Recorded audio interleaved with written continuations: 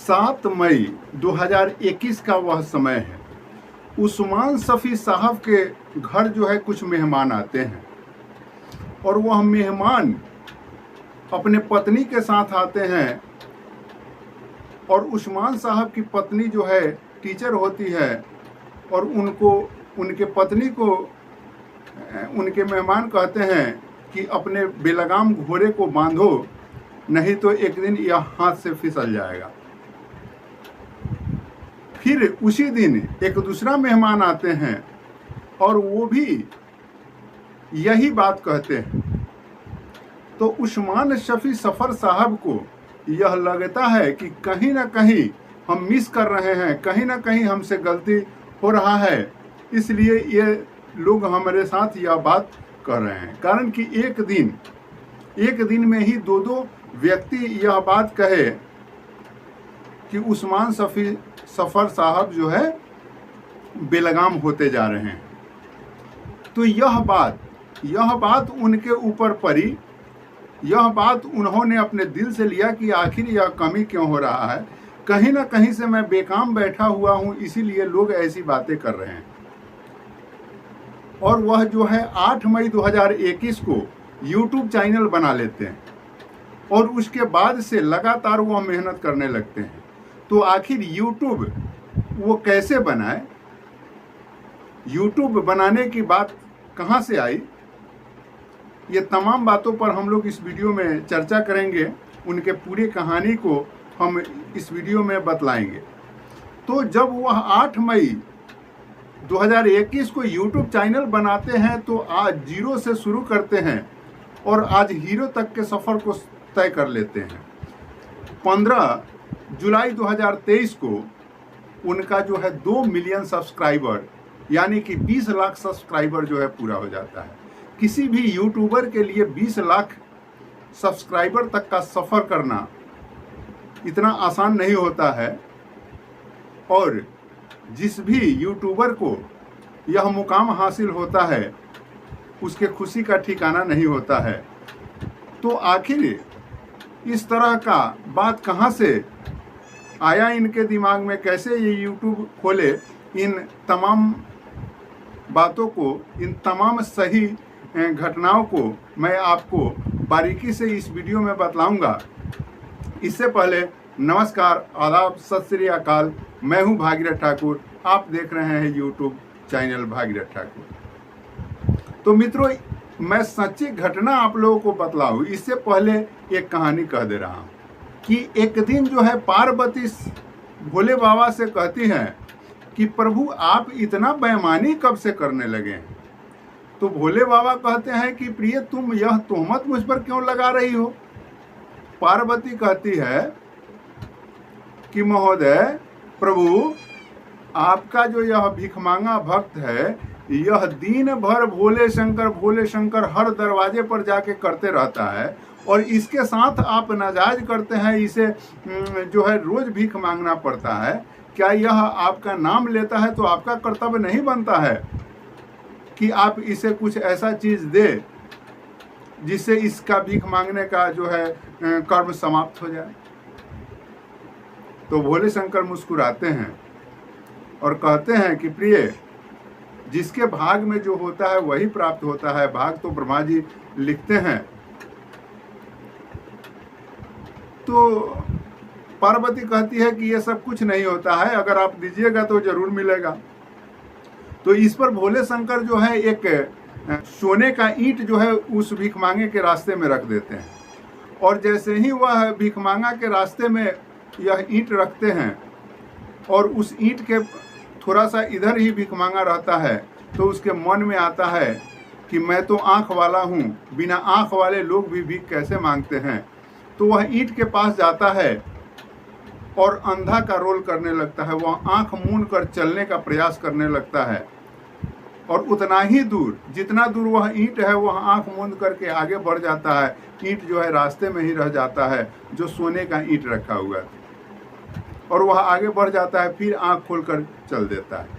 तो उसके भाग में नहीं होता है तो वह वहाँ आन्हर बन जाता है और फिर रास्ते में जिसके भाग में था वह व्यक्ति आता है और वह ईंट उसे प्राप्त हो जाता है।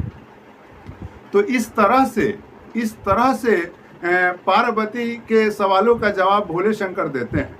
मित्रों, मैं यह बात इसलिए कह रहा हूँ, यह कहानी सुनाने से पहले बतला दूँ कि मैं भी YouTube चैनल जो है मई महीने में ही बनाया था, लेकिन अभी 5000 सब्सक्राइबर का भी सफ़र मैं तय नहीं कर पाया हूँ।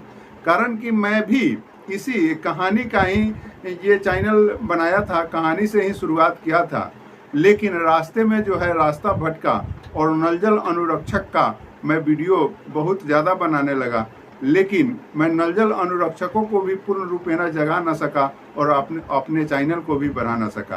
तो चलिए हम उस्मान शफी सफ़र साहब के कहानी को शुरू करते हैं। अमरोहा उत्तर प्रदेश इंडिया के उस्मान शफी सफ़र साहब जो है एक प्राइवेट वर्क करते रहते हैं, प्राइवेट काम करते रहते हैं और उनका काम छूट जाता है। उनके परिवार में उनका जो सेल्फ फैमिली है उसमें उनकी पत्नी, उनके एक बच्चे और वह स्वयं, 3 आदमी का उनका सेल्फ फैमिली है। पत्नी पेशे से टीचर है।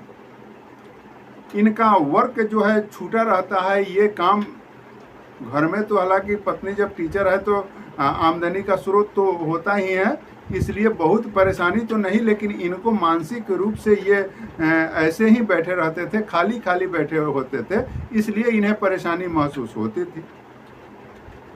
तो एक दिन समय की बात है, फरवरी महीने 2021 में ही 21 फरवरी को शम्स साहब के द्वारा इनका मुलाकात होता है। एक इंटरव्यू में ये शामिल होते हैं और शम्स साहब से इनका अपनापन होता है, कुछ बातें करते हैं।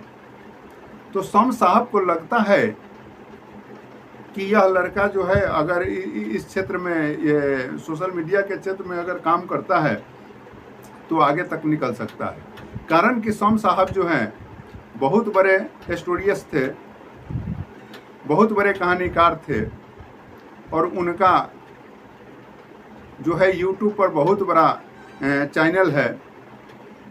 तो जब शम्स साहब के जैसे लोग, एक कामयाब लोग अगर किसी को कुछ बात कहते हैं तो कुछ ना कुछ वो देखते हैं, लेकिन उस्मान शफी साहब उस बात को उतना ध्यान नहीं दिए। समय बीतते गया।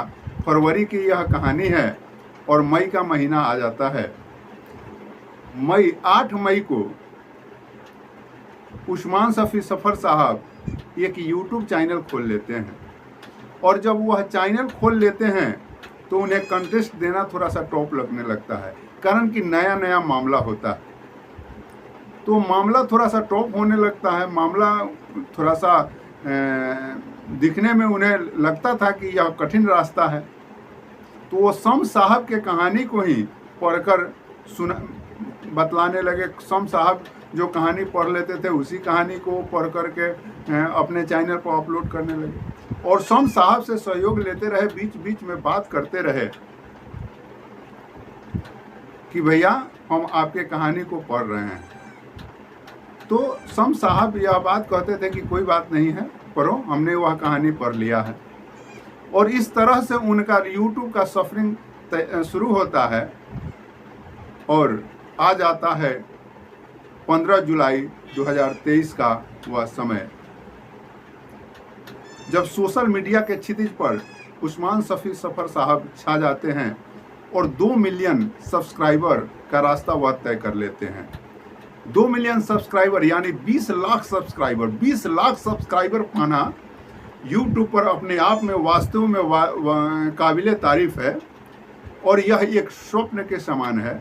और जब 2 लाख सब्सक्राइबर को प्राप्त करते हैं उस्मान शफी सफ़र साहब, तो उस समय जो है शम्स साहब उनके पास आते हैं, केक काटते हैं, मिठाइयाँ बांटते हैं और इस तरह से YouTube के दुनिया में छा जाने वाले उस्मान शफी सफ़र साहब का रास्ता तय होता है और 0 से हीरो तक का यह रास्ता तय हो जाता है।